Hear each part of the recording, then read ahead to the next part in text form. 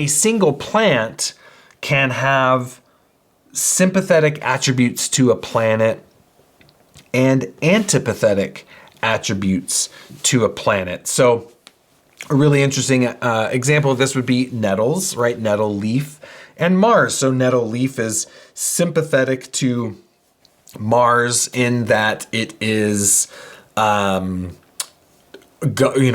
operating upon the blood. It is, on the one hand, nourishing the blood. So it is like a builder. But yet it's also alterative and cleansing and purifying to the blood.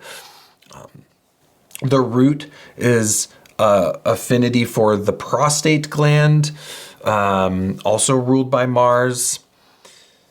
Of course, morphologically, nettles has a lot of Mars signatures as well, with its prickliness and sharpness and stingingness, and you get red and hot and inflamed, and that's all Mars stuff too.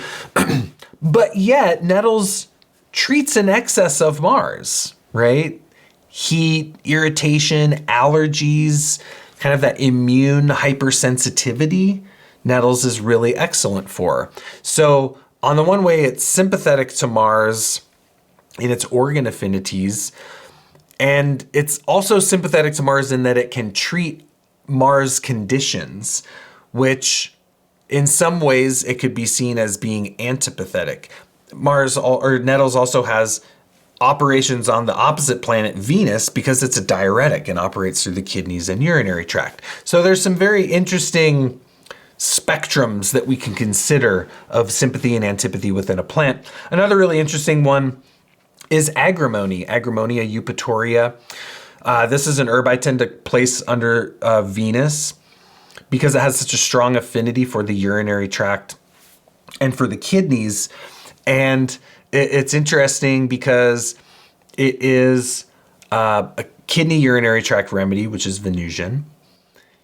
Yet it's astringent, it tonifies, so it can be really great for people with an excess of Venus that causes too much relaxation, because Venus tends to be relaxed in nature, causes too much relaxation in the bladder, in the urinary tract.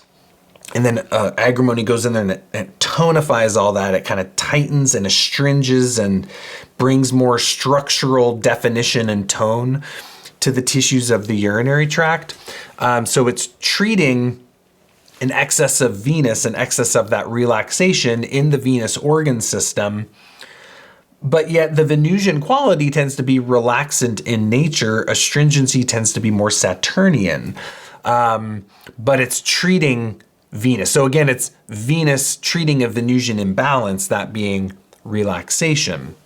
And yet, Matthew talks about Agrimony, and this is based a little more on, I believe, the flower essence indications, but as being a remedy for tension, a remedy for psychological tension, a remedy for kind of hierarchical issues within relationships, oftentimes, especially work relationships or challenges with authority. If you have an issue with your boss at work or something like that. And people that tend to wear a facade on their face, like they're not doing well, they're not doing well. And you're like, hey, so-and-so, how you doing? And they're like, I'm fine, and you're like, yeah, you're not fine.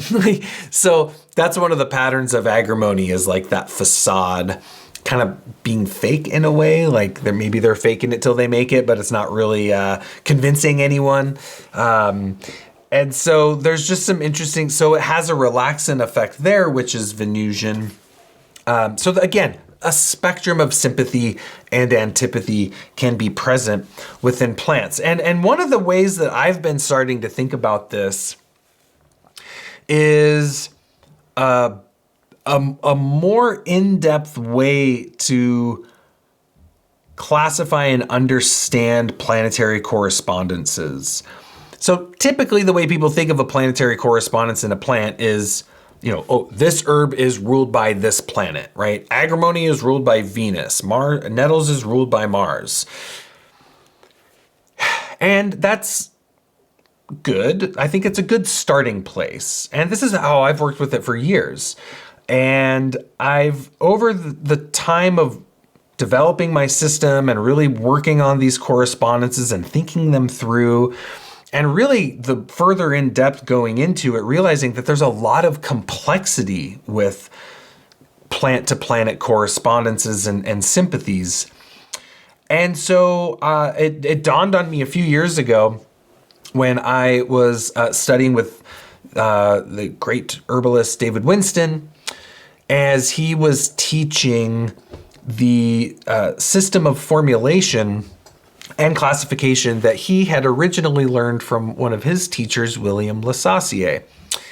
And William LeSassier, you know, has really taught some of the greats of great herbalists of our modern era. You know, Matthew Wood studied with him, Margie Flint studied with him, David Winston studied with him. I know lots of others did, I'm sure. I just don't know, but I know those three did for sure. And they're fantastic herbalists and different herbalists, but fantastic nonetheless. So the basis of LeSassier's system is called the Triune System. And it's a way of classifying a plant based on an organ affinity, and then whether that herb is a builder, an eliminator, or a neutral to that organ system. Now, each organ system is going to have different qualifying factors in terms of like what qualifies an herb to be a respiratory tract builder, what types of qualities are respiratory tract eliminators, right? Like a respiratory tract builder would be like lung trophorrestoratives and tonics, demulcents that nourish and build respiratory tissue. Eliminators would be like stimulant expectorants and things like that. So each organ system has those different qualities. And when I was learning this, I was thinking, boy, builder, neutral, eliminator, that sure is a threefold pattern. And for any of you that have been following me for some time, I'm a big fan of patterns, and I'm a big fan of threefold patterns. And because I find there is a universality to threefold patterns amongst various traditions from around the world. Vata, Pitta, Kapha of Ayurveda being a good example. Mercury, sulfur, and salt of alchemy. Cardinal, mutable, and fixed of astrology. These are all threefold patterns.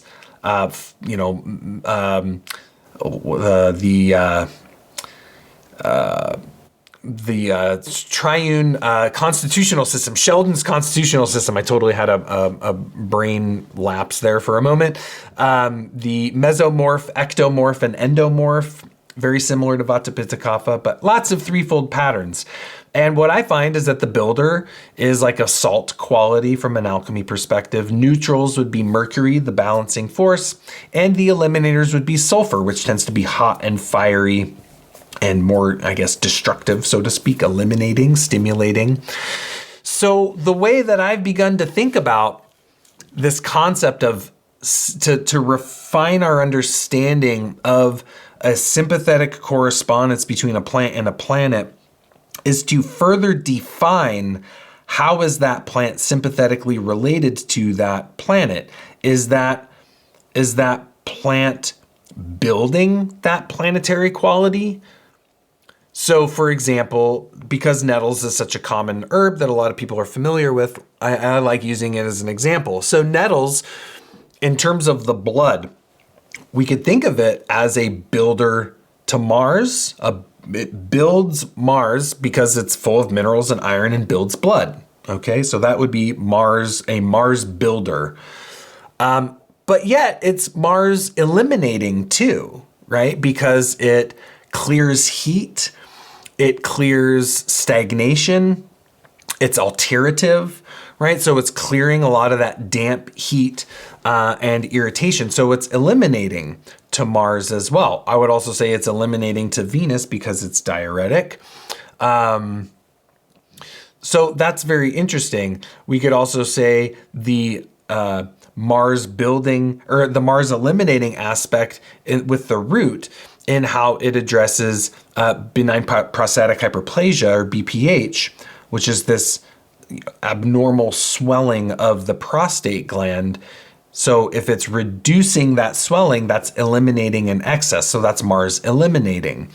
And I would argue that I think Nettles is a Mars neutral too. I think I find it to be a balancing force to the archetype of Mars. I think it's really great. So this has been the way that I've come to understand, and I think this is a way that we can refine our understanding for those of you that work with planet-to-planet correspondences.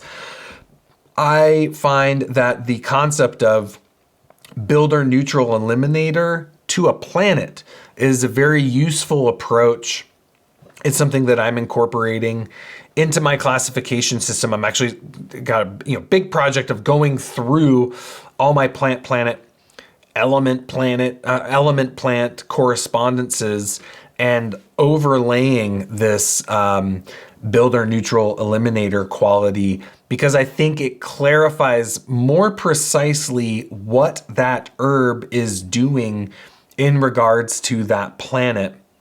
And I think it helps to eliminate some of the confusion that can arise with applying the principle of sympathetic medicine, whereby we say, oh, well, it's sympathetic to this organ system, but yet it's antipathetic because it's kind of opposing or balancing an excess of that planet.